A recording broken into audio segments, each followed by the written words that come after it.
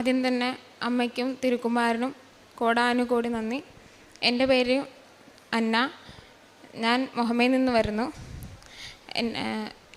ജനുവരി 12, 2023 ഞങ്ങൾ ഉടമ്പടി എടുക്കുന്നത്. ഉടമ്പടി എടുത്തത് എൻ്റെ അമ്മയാണ്. ആദ്യം തന്നെ ഞാനൊരു സോഫ്റ്റ്വെയർ ഡിപ്ലോമ എൻജിനീയറിംഗ് സ്റ്റുഡൻ്റ് ആയിരുന്നു. സോഫ്റ്റ്വെയർ എൻജിനീയറിംഗ് ഡിപ്ലോമയായിരുന്നു. 2021 ഞാൻ പാസ് ഔട്ടായത്. ലാസ്റ്റ് സെമസ്റ്റർ ആയപ്പോഴാണ് എൻ്റെ കല്യാണം കഴിഞ്ഞ് ആ സമയത്താണ് ഞാൻ പോയി എക്സാം എഴുതുന്നത്. എക്സാം ലാസ്റ്റ് ഇതായപ്പോൾ കൊച്ചിനെ ക്യാരിങ് ആയിരുന്നു. ആ സമയത്ത് ഉഴപ്പൽ കാരണം 5 വിഷയം എനിക്ക് പോയി. അങ്ങനെ ഇരിക്കെ 21 അത് കഴിഞ്ഞ് പ്രസവം എല്ലാം ഇതായപ്പോൾ എനിക്ക് 2 വർഷം ഗ്യാപ്പ് വന്നു. 2024 ഏപ്രിലാണ് ഞാൻ അതിൻ്റെ ഇടയ്ക്ക് ഞങ്ങൾ 2 പുതുക്കൽ കഴിഞ്ഞിരുന്നു. ഏപ്രിൽ പോയി എക്സാം രജിസ്റ്റർ ചെയ്തു. അതിൻ്റെ ഇടയ്ക്ക് രജിസ്ട്രേഷന് വേണ്ടി കുറേ ശ്രമിച്ചിട്ടൊന്നും നടക്കണില്ല, അറിയുന്നില്ല. ഒന്നെങ്കിൽ രജിസ്ട്രേഷൻ ചെയ്യാൻ വരുമ്പോഴത്തേക്കും ഡേറ്റ് കഴിഞ്ഞു പോകും, എക്സാം നടക്കും. അങ്ങനെ ഇരിക്കെ എൻ്റെ കൂട്ടുകാരി വഴി ഞാൻ അറിഞ്ഞ് 2024 ഏപ്രിൽ പോയി ഞാൻ എക്സാം രജിസ്റ്റർ ചെയ്ത് മെയ് മാസത്തിലായിരുന്നു എക്സാം. അതിൻ്റെ ഇടയ്ക്കുള്ള ആ 1 മാസ ഗ്യാപ്പിൽ 5 വിഷയം ഒരുമിച്ച് പഠിക്കണം.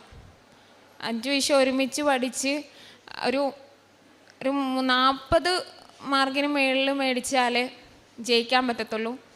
അതിൻ്റെ ഇടയ്ക്ക് കൊച്ചിൻ്റെ കാര്യങ്ങളും എല്ലാം കൂടെ ആയിട്ട് പഠിക്കാനുള്ള സമയം കിട്ടണില്ല. അങ്ങനെ ഇരിക്കെ എന്നും ഒരുവിധമൊക്കെ പഠിച്ച് എന്നും പരീക്ഷയ്ക്ക് പോകുന്നതിന് മുമ്പ് എല്ലാ ദിവസവും ഞങ്ങൾ 5:30 സമയത്ത് പ്രത്യക്ഷണ പ്രാർത്ഥനയല്ലോ. ആ സമയത്തും എല്ലാ ചൊവ്വാഴ്ചകളിലെ ധ്യാനങ്ങളിലും എല്ലാം ഞാൻ എൻ്റെ നിയോഗമായിട്ട് ഞാൻ വെക്കണത് ഈ പരീക്ഷകൾ ജയിക്കാനാണ്. അത് ലാസ്റ്റ് ചാൻസാണ്. പിന്നെ വേറെ സിലബസ് മാറും, പുതിയ സിലബസ് പഠിക്കണം. അങ്ങനെ ഇരിക്കെ പരീക്ഷയ്ക്ക് പോകുന്ന ദിവസം ഞാൻ രാവിലെ പോകുന്നതിന് മുമ്പ് അമ്മയോട് ചെന്ന് പ്രാർത്ഥിച്ച് അമ്മയുടെ ഒരു വചനം എടുത്ത് പ്രാർത്ഥിച്ചിട്ടാണ് പോണത്. ആദ്യത്തെ പരീക്ഷ സമയത്ത് ഞാൻ പോയി അമ്മയോട് പറഞ്ഞു, അമ്മ എൻ്റെ ഇത് ലാസ്റ്റ് ചാൻസാണ്, ഇനി എനിക്കിങ്ങനൊരു ചാൻസ് കിട്ടത്തില്ല. അതുകൊണ്ട് എൻ്റെ വിഷയം എങ്ങനെയാണ്, ഞാൻ ഈ പോയി എഴുതുന്ന പരീക്ഷ ഞാൻ തോക്കുമോ അതോ ഇനി അത് ജയിക്കുമോ എന്ന് ചോദിച്ച് ഒരു വചനം എടുത്തപ്പോൾ എനിക്ക് കിട്ടിയത്, നീ ഭയപ്പെടേണ്ട, നീ പോകുന്നിടത്തെല്ലാം നിന്നെ കാത്തുകൊള്ളാൻ ഞാൻ എൻ്റെ ദൂതന്മാരോട് കൽപ്പിക്കും എന്നുള്ള വചനമാണ് എനിക്ക് കിട്ടിയത്. അങ്ങനെ അമ്മയുടെ ഉടമ്പടി ഉപ്പും കാശ് രൂപവും, ആ കാശ് രൂപം ഇന്നും എൻ്റെ കഴുത്തേൽ കിടപ്പുണ്ട്. ആ കാശ് രൂപം എടുത്തുകൊണ്ടാണ് ഞാൻ പോയി പരീക്ഷ എഴുതുന്ന സ്ഥലത്ത് വെച്ച് പ്രാർത്ഥിച്ചിട്ടാണ് പരീക്ഷ എഴുതി തുടങ്ങിയത്. അങ്ങനെ 5 വിഷയത്തിനും ഞാൻ അങ്ങനെയാണ്. പക്ഷേ 5 വിഷയവും കഴിഞ്ഞ് ഞാൻ വരുമ്പോൾ എപ്പോഴത്തെ എല്ലാ കാര്യങ്ങളെന്ന് വെച്ച് കഴിഞ്ഞാൽ അതുവരെ ചെയ്ത എക്സാം റിസൾട്ട് മാർക്ക് എത്രത്തോളം കിട്ടുമെന്ന് നോക്കും. പക്ഷേ 50-50 ചാൻസാണ്. എന്ന് വെച്ചാൽ ജയിക്കാനുള്ള ഒരു മാർക്കും എനിക്ക് കിട്ടണില്ല. ഞാൻ കൂട്ടി നോക്കിയിട്ട് ഞാൻ എഴുതിയ ആവറേജ് വെച്ച് നോക്കിയിട്ട് എനിക്ക് കിട്ടണില്ല. അങ്ങനെ ഇവർ ചോദിക്കുമ്പോഴും ഞാൻ പറയും 50-50 ആണ്, കിട്ടുമെന്ന് ഉറപ്പില്ല. അങ്ങനെ ഈ ജൂലൈയിൽ റിസൾട്ട് വന്നു. റിസൾട്ട് വന്ന സമയത്ത് ഞാൻ അമ്മയോട് എൻ്റെ ഉടമ്പടി നിയോഗത്തിലും അതാണ് ഞാൻ വെച്ചിരുന്നത്, എൻ്റെ തോറ്റുപോയ വിഷയങ്ങൾ പാസ്സാവാനായിട്ട്. അങ്ങനെ റിസൾട്ട് വന്ന സമയത്ത് ഞാൻ പ്രത്യക്ഷണ പ്രാർത്ഥന ചൊല്ലിക്കൊണ്ടാണ് ഞാൻ റിസൾട്ട് നോക്കിയപ്പം ഉറപ്പില്ലാത്ത 5 വിഷയവും ഒറ്റയടിക്ക് അത് പാസ്സായി. 5 വിഷയവും ഫുള്ളും കിട്ടി. അതാണ് എൻ്റെ ആദ്യത്തെ അനുഭവം. രണ്ടാമത്തെ അനുഭവം എൻ്റെ കുഞ്ഞിൻ്റെ കാര്യത്തിലാണ്. കുഞ്ഞിന് തൊണ്ടയിലൊരു കുരു വന്നു. ഡോക്ടറിനെ കൊണ്ട് കാണിച്ച് അവർ ആൻറ്റിബയോട്ടിക് സ്റ്റാർട്ട് ചെയ്തിട്ട് പറഞ്ഞു ഇതൊരു 3-4 ദിവസം എടുത്തിട്ടേ അത് മാറത്തുള്ളൂ എന്ന് പറഞ്ഞു. അങ്ങനെ ഇരിക്കെ വീട്ടിൽ വന്നപ്പം അമ്മ ഇവിടെ ഇല്ല, അമ്മ ചേച്ചിയുടെ അടുത്താണ്. വീട്ടിൽ വന്ന് ഞാൻ നോക്കി, ഇവളെ ഉറങ്ങണില്ല, പാല് കുടിക്കണില്ല, ഒന്നും കഴിക്കണില്ല, കരച്ചിൽ. അങ്ങനെ കുറേ ശ്രമിച്ചിട്ട് ആരുടെ അടുത്തും പോകണില്ല. വീട്ടിൽ ചാച്ചൻ മാത്രമുള്ള ആരുടെ അടുത്തും പോകണില്ല. അങ്ങനെ ഇരിക്കെ അമ്മയെ വിളിച്ചപ്പോൾ ഞാൻ കാര്യം പറഞ്ഞു. അമ്മ പറഞ്ഞു, നീ ഉടമ്പടി തൈലം എടുത്ത് വിശ്വാസ പ്രമാണം ചൊല്ലി അവിടെ ആ കുരുവുള്ള ഭാഗത്ത് നീ പുരട്ട് എന്ന് പറഞ്ഞു. അവിടെ പുരട്ടി പ്രാർത്ഥിച്ച് എന്നിട്ടും ഒന്നും മാറണില്ല. അവൾ കരച്ചിൽ ഉറങ്ങണില്ല. അങ്ങനെ ഇരിക്കെ ഞാൻ അമ്മയോട് എൻ്റെ മാതാവിനോട് ഞാൻ പ്രാർത്ഥിച്ചു, മാതാവേ, ഇവിടെ കൈമാറാൻ പോലും ആരുമില്ല, അവൾ ആരുടെടുത്തും പോകുന്നുമില്ല, അവളൊന്ന് ഉറങ്ങിക്കിട്ടിയിരുന്നെങ്കിൽ, അല്ലെങ്കിൽ അവളൊന്ന് മാറി കിട്ടിയിരുന്നെങ്കിൽ അമ്മ, എനിക്ക് വിശ്വാസമുണ്ട്, ആ വിശ്വാസം തെറ്റിക്കാതെ എൻ്റെ കുഞ്ഞിൻ്റെ ഇതൊന്ന് നീ മാറ്റിത്തരണേ. നാളെ അപ്പോൾ അതിൻ്റെ ഇടയ്ക്ക് ഡോക്ടറിനെ ഞാൻ പിന്നെയും വിളിച്ചപ്പോഴും ഡോക്ടർ പറഞ്ഞു ഇത് 3-4 ദിവസം എടുക്കും, അതങ്ങനെ ആൻറ്റിബയോട്ടിക് സ്റ്റാർട്ട് ചെയ്തേ ഉള്ളൂ, 3-4 ദിവസം മരുന്ന് കൊടുത്താലേ അതൊന്നും മാറത്തുള്ളൂ എന്ന് പറഞ്ഞു. അങ്ങനെ ഞാൻ അമ്മയോട് പറഞ്ഞു, അമ്മ, എൻ്റെ കുഞ്ഞിൻ്റെ ആ പഴയ ചിരിയും കളി എനിക്ക് തരണേ, ഇത് കരച്ചിൽ കണ്ടു കഴിഞ്ഞാൽ നമുക്കും സഹിക്കുന്നില്ല, ഒന്നും കഴിച്ചിരുന്ന ഒന്ന് ഉറങ്ങിയിരുന്നെങ്കിലും മതിയായിരുന്നു. അങ്ങനെ ഞാൻ അമ്മയോട് പറഞ്ഞു, അമ്മേ, നിന്നിൽ എനിക്ക് വിശ്വാസമുണ്ട്, ആ വിശ്വാസം തെറ്റിക്കാതെ ഇതൊരു സാക്ഷ്യം പോലെ എനിക്ക് പറയാനായിട്ട് അമ്മ എനിക്ക് തരണം, എൻ്റെ കുഞ്ഞിൻ്റെ ആ പഴയ ചിരിയും കളി എനിക്ക് പഴയ പോലെ തിരിച്ചു തരണം, നാളെ നേരം വെളുക്കുമ്പോൾ അവൾ പഴയ പോലെ ആയിരിക്കണേ മാതാവേ എന്നും പറഞ്ഞ് പ്രാർത്ഥിച്ച് കഴിഞ്ഞപ്പോഴത്തേക്കും കുഞ്ഞ് ഒന്ന് കിടന്നുറങ്ങി. ഉറങ്ങിക്കഴിഞ്ഞ് ഞാൻ ആ പത്രം എടുത്ത് തലയ്ക്ക വെച്ച് പ്രാർത്ഥിച്ച് ഇരുന്ന് നേരം വെളുത്ത് അവൾ എണീറ്റ്, ഞാൻ പോയി എടുക്കേണ്ടി വന്നില്ല, അവൾ ആ ചിരിച്ചുകൊണ്ട് അമ്മയെന്നും വിളിച്ചുകൊണ്ട് ആ പഴയ പോലെ വന്നു. പിന്നെ ആ മരുന്ന് കഴിക്കേണ്ടിയും വന്നില്ല, മരുന്ന് എനിക്ക് പിന്നെ കൊടുക്കേണ്ടിയും വന്നില്ല, ആ ചിരിയും കളിയോടും കൂടെ അമ്മയെന്ന് വിളിച്ചുകൊണ്ടാണ് അവൾ എണീറ്റ് വന്നത്. അതാണ് എൻ്റെ രണ്ടാമത്തെ അനുഭവം. പിന്നെ എൻ്റെ ഹസ്ബൻഡ് വിസയുടെ കാര്യം, അതായിരുന്നു അമ്മയുടെ ഏറ്റവും വലിയ പ്രശ്നവും. എന്നുവെച്ചാൽ എൻ്റെ കല്യാണം കഴിയുമ്പോഴത്തേക്കും ഒരു സാധാ പെയിൻറ്റിങ് പണിക്കാരനായിരുന്നു. പെയിൻറ്റിങ്ങും പണിയും ഇതൊക്കെ കൊണ്ടാണ്, ആ പണിയുടെ സമയത്ത് തന്നെയാണ് കുഞ്ഞും ജനിക്കണത്. ഒരു നല്ലൊരു ജോലിയില്ലായിരുന്നു, അതായിരുന്നു ഏറ്റവും വലിയ ഇത്. ആ പെയിൻറ്റിങ് പണി എന്ന് പറഞ്ഞു കഴിഞ്ഞാൽ വല്ലപ്പോഴും കൂടെ കിട്ടണതാണ്, എപ്പോഴും മഴ പെയ്യുന്ന സമയത്തും ഒന്നും കിട്ടാത്ത, അറിയാമല്ലോ, മഴ പെയ്യുന്ന സമയത്ത് പോലും ആ പെയിൻറ്റിങ് പണിയത് പൂർണ്ണമായിട്ട് കിട്ടത്തില്ല. അതിനിടയ്ക്ക് കുഞ്ഞിൻ്റെ കാര്യവും അങ്ങനെ ഇരുന്ന് അമ്മയോട് പ്രാർത്ഥിച്ച വഴി ഈ ഉടമ്പടി എടുക്കാനും കാരണം അത് തന്നെയാണ്. അമ്മയുടെ ഇത് കാരണം അമ്മയുടെ ആങ്ങളെയാണ് വന്ന് ഞങ്ങളോട് പറയുന്നത്, കൃപാസനത്തിൽ പോയി നീ ഉടമ്പടി എടുത്ത് പ്രാർത്ഥിക്കുമ്പോൾ അവൻ്റെ എല്ലാ പ്രശ്നങ്ങളും മാറും. എല്ലാ പ്രശ്നങ്ങളും മാറുന്നെന്ന് പറഞ്ഞതിൻ്റെ അതിനു മുമ്പ് എനിക്ക് ഈ ഹസ്ബൻഡിന് ഗൾഫിൽ നിന്ന്, ദുബായിൽ നിന്ന് ഇൻ്റർവ്യൂ കോൾ വന്നായിരുന്നു.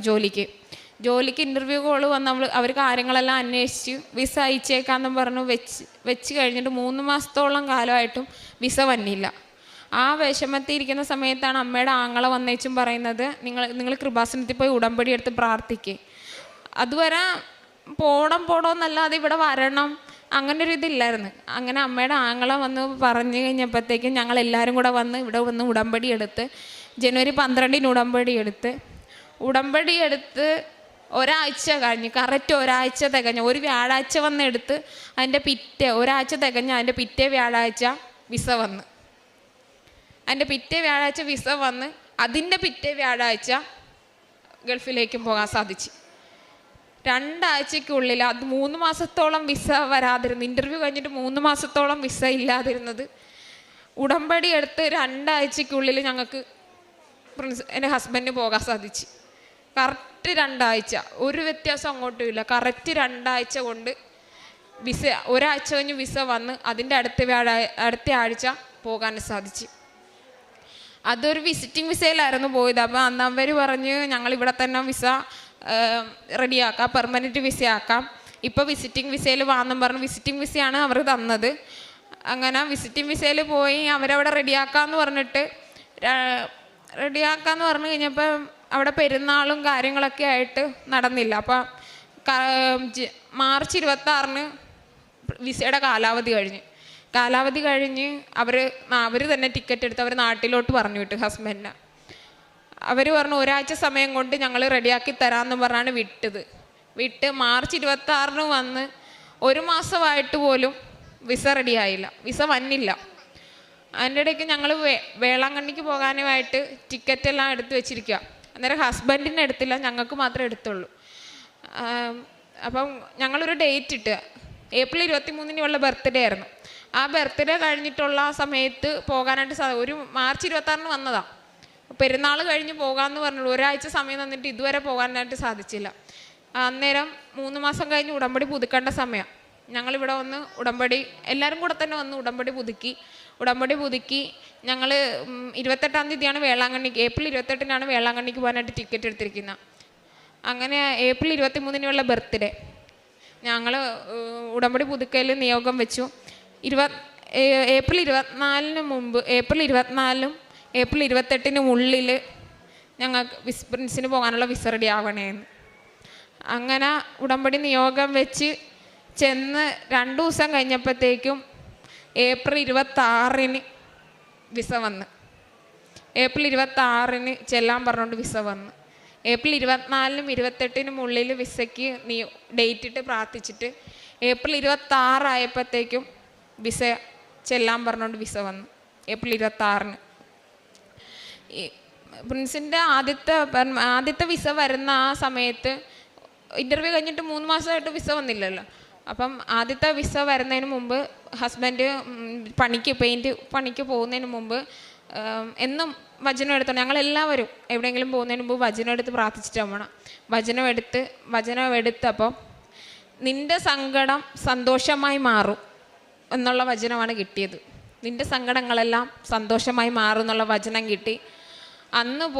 അന്ന് വൈകുന്നേരമാണ് ഈ വിസ വരുന്നത്. അന്ന് വൈകുന്നേരം പണി കഴിഞ്ഞ് വന്നപ്പോഴാണ് വിസ വന്നു എന്നും പറഞ്ഞുള്ള മെസ്സേജ് വന്നത്. അതാണ് ഞങ്ങളുടെ 3ാമത്തെ അനുഭവം. അതുവരെ ഒരുപാട് അനുഗ്രഹങ്ങൾ ഞങ്ങൾക്ക് ലഭിച്ചിട്ടുണ്ട്. ഞങ്ങൾ കാരുണ്യ പ്രവൃത്തികൾ ചെയ്യുന്നതെന്ന് വെച്ച് കഴിഞ്ഞാൽ ഞങ്ങൾ കിടപ്പ് രോഗികളെ പോയി കാണും, അവർക്ക് വേണ്ടുന്ന കാര്യങ്ങൾ ചെയ്യും. പിന്നെ എല്ലാ മാസവും ഇവിടെ വന്ന് ഉടമ്പടി പത്രം മേടിച്ച് എല്ലാ വീട് വഴി കൊടുത്തിട്ട് മാതാവിൻ്റെയും യേശുവിൻ്റെയും കാര്യം ഞങ്ങൾ അവരോട് പറയും. നിങ്ങൾ പോകണം, കൃപാസനത്തിൽ പോകണം, നിങ്ങളുടെ സങ്കടങ്ങളെല്ലാം അവിടെ ചെന്നാലേ മാറുള്ളൂ. നിങ്ങൾ ഒരു പ്രാവശ്യം പോയാൽ മാത്രം മതി. നിങ്ങൾ പിന്നെ അവിടെ ചെന്ന് കഴിഞ്ഞപ്പോൾ നിങ്ങൾക്ക് എല്ലാ ദിവസവും പോകാനുള്ള അനുഗ്രഹം നിങ്ങൾക്ക് അമ്മ തരും. നിങ്ങൾക്ക് എന്ത് ക്ഷീണങ്ങളും നിങ്ങളുടെ എന്ത് കഷ്ടപ്പാടുകളും അവിടെ ചെന്നാൽ മാത്രം മതിയെന്ന് ഞാൻ അവരോട് പറയും. പത്രം കൊടുത്തിട്ട് പ്രാർത്ഥിച്ചു കൊടുക്കും. പിന്നെ ആരെങ്കിലുമൊക്കെ ആയിട്ട് നമ്മുടെ വീടുകളിൽ വരുമല്ലോ, അവർക്ക് ഇങ്ങനെ പിന്നെ മാരായിക്കുളം പിന്നെ വൃദ്ധസദനത്തിൽ നിന്നൊക്കെ ആൾക്കാർ വരും. അവർക്ക് പിന്നെ പൈസ അവർക്ക് കൊടുത്തു വിടും. അങ്ങനെ ഒരുപാട് സ്ഥലത്തു നിന്നൊക്കെ വരും. അങ്ങനെ അവരെ വെറും കൈയോട് പറഞ്ഞു വിടുന്നില്ല, ഞങ്ങളുടെ കയ്യിലുള്ളത് ഞങ്ങൾ കൊടുക്കും.